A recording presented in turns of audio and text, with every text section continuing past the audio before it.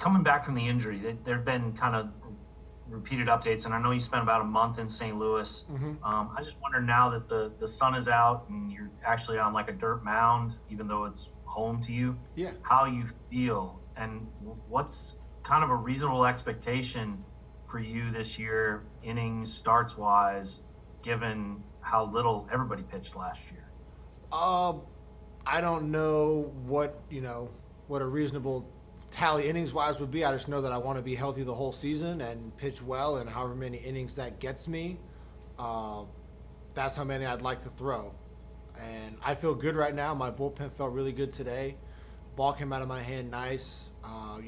Not too much effort. It was coming out pretty clean. Good life, good movement. And I'm just taking it day to day. See how I feel tomorrow, but it's feels a lot better than it did this time last year. And going forward, I think it's just learning to listen to it and how it feels, not trying to overdo it too early in camp. Make sure it stays feeling good throughout.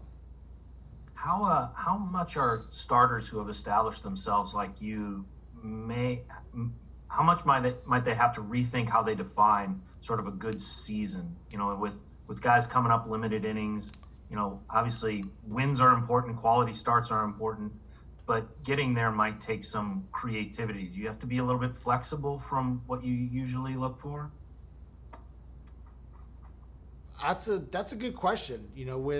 With how stats are evolving and what they're looking for. Obviously, I think guys who eat up innings will always hold some value. The deeper you can get your team into a game, the better you can help a team utilize your bullpen. You're also seeing a lot of guys, uh, you know, and teams kind of utilize that five and dive approach sometimes, and that's been successful. We've seen it be successful, and we've seen it backfire, taking pitchers out early who are doing well, and then kind of leaving it to the bullpen. So it depends on a lot of different things, and I think defining a good season for a starting pitcher might mean looking at new stats, but I think wins are always important. I think ERA and some of those other older metrics can always paint a good picture, uh, because there are different ways to get to those good numbers.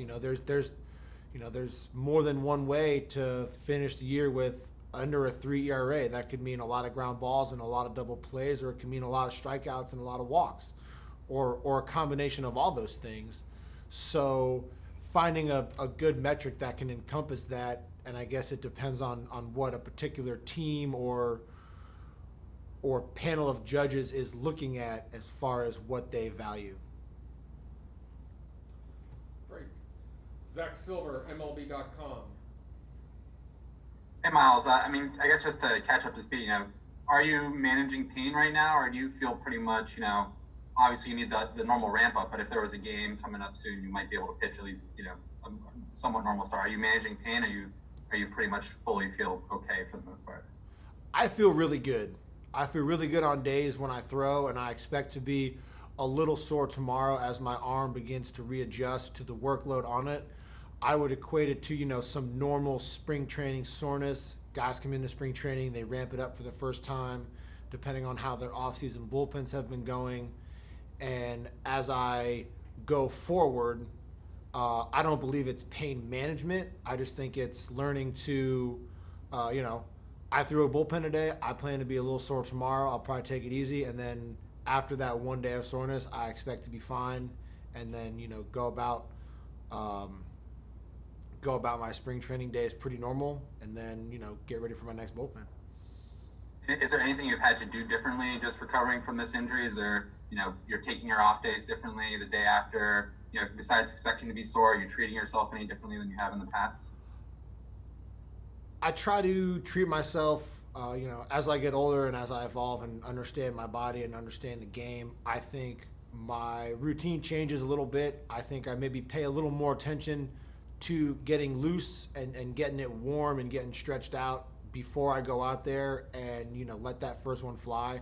When I was younger, I could roll out of bed, run out there and play long toss without stretching or doing anything. That's the joy of being youthful.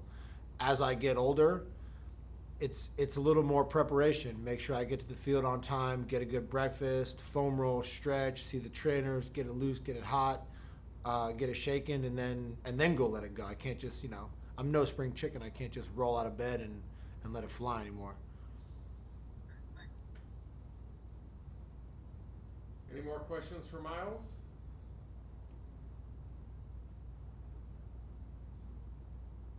Derek Gold. Miles, just wanted to get your opinion while we have you of the depth of this pitching staff as you look around, and how much you watched from afar last season as they tried to manage their way through the doubleheaders and had to rely on some young guys that maybe even didn't get that long of a look in a spring training. One of the things that drew me to the Cardinals in the first place when I came back from Japan was their depth. A lot of guys to challenge and push each other is always something that's appealing to me. And seeing some of the young guys step up last year, with all the, with some of the injuries and some of the weird doubleheaders and circumstances, it's promising to see those guys, to know that whatever happens during the season, if we have guys go down or we need guys to come up to fill spots in doubleheaders, that we have so much talent ready to just jump in and take control. So it's nice and it's exciting, and it gives me a lot of hope for the future of the team and the organization. And any of the young guys stand out to you as you're watching them or as you've gotten to know them? The first guy that I got a good look at, I played catch with him a few times down here, Oviedo. I thought he did a good job managing the game with his pitch counts. He throws strikes pretty well. I thought it was nice to see him do really well.